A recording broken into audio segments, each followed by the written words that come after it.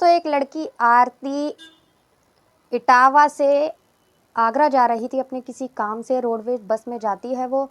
जब वो वहाँ जाती है तो बीच में एक पड़ता है शीर्षागंज, वहाँ बस रुकती है। और वहाँ बस जब रुकती है तो एक आदमी चढ़ता है उसमें। वो मज़दूर के कपड़े पहना होता है, हाथ में टिफ़िन होता है, फटे पुराने कपड़े पहने होते हैं उसने। जब वो चढ़ता है, बस में आकर बैठता है, तो आरती जब उसे देखती है तो देखकर चौंक जाती है। वो इसलिए चौंक जाती है क्योंकि वो और कोई नहीं, उसका ही पति था जिसने उसे 5 साल पहले एक दूसरी लड़की के चक्कर में छोड़ दिया था। दोस्तों, मैं गीता गुप्ता, स्वागत है आप लोगों का मेरी आज की एक सच्ची कहानी में। जय माता दी। दोस्तों, ये कहानी है इटावा से। इटावा में रहने वाली आरती थी, उसकी शादी एक लड़के से होती है, उसका नाम मनोज होता है।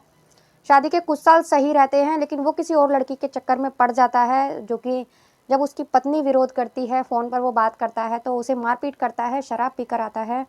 तो धीरे धीरे करके बात जब हद से ज़्यादा गुजर जाती है तो वो उस लड़की को छोड़ने के चक्कर में था और उसको छोड़ देता है। जब डिवोर्स होता है, डिवोर्स में 5 लाख रुपए उसको देता भी है, आरती को उसे देने पड़ते हैं।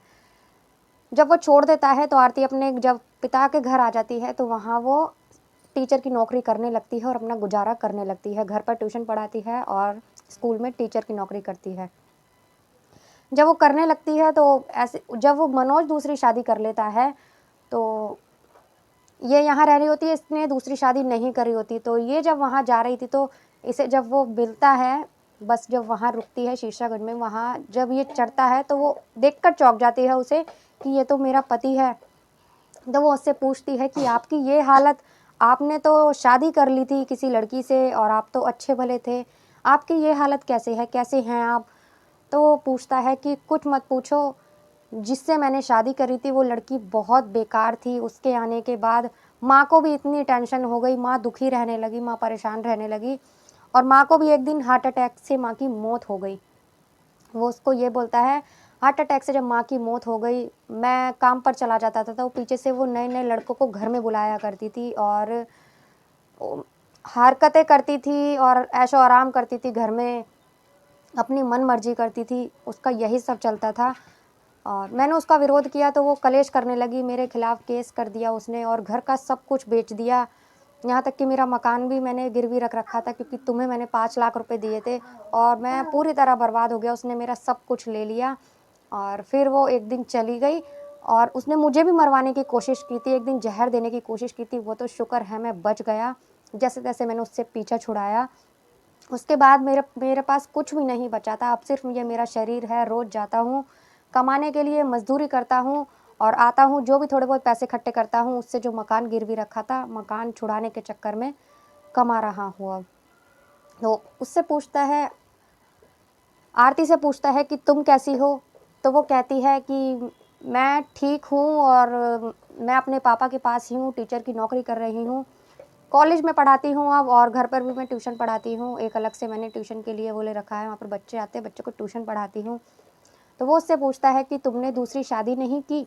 तो वो कहती है कि नहीं, मैंने दूसरी शादी नहीं की और ना ही मैं शादी करना चाहती हूँ। रिश्ते बहुत आए मेरे लिए, मम्मी-पापा ने भी बहुत देखे, लेकिन मैंने शादी से मना कर दिया।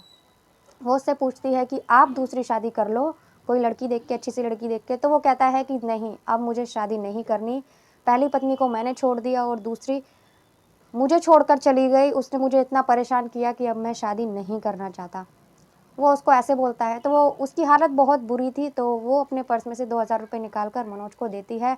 उससे कहती है, लो कपड़े ले लेना और अच्छे से कपड़े लेके थोड़ा सही से थोड़ा बहुत जो भी तुम्हें लेना हो वो इन पैसों से ले लेना। तो वो झिझकता है उससे पैसे लेने में। तो वो कहती है, अच्छा एक काम करो, आज काम पर मत जाओ, चलो आज घूमने चलते हैं।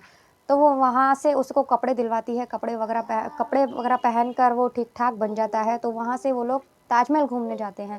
ताजमहल घूमने जाते हैं, खाना खाते हैं रेस्टोरेंट में और पूरे दिन वो घूमते हैं, फ़ोटो खिंचवाते हैं। वो दोनों जब साथ घूमते-फिरते हैं तो उन्हें पहले की याद आने लगती है, जब वो पहले शादी हुई थी उनकी और साथ में घूमा करते थे। तो वो उससे कहती है कि तुम क्या चाहते हो, आप कहाँ जाओगे यहाँ से? तो वो कहता है, मैं कहाँ जाऊँगा, मेरा तो वो रोज़ का वही है, मैं अपने काम पर जाऊँगा, वही मज़दूरी करूँगा।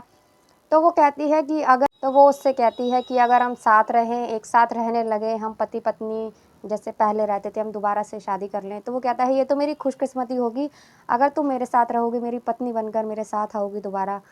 तो वो कहती है कि ठीक है, हम लोग दोबारा से साथ रहेंगे। तो वो अपने पापा को फ़ोन करती है, अपने पापा को बोलती है कि पापा, मैं जब बस में जा रही थी तो मुझे मेरे पति मिल गए हैं और हमने फ़ैसला किया है कि हम दोनों एक साथ फिर से रहना चाहते हैं। तो उसके पापा भी बहुत खुश होते हैं।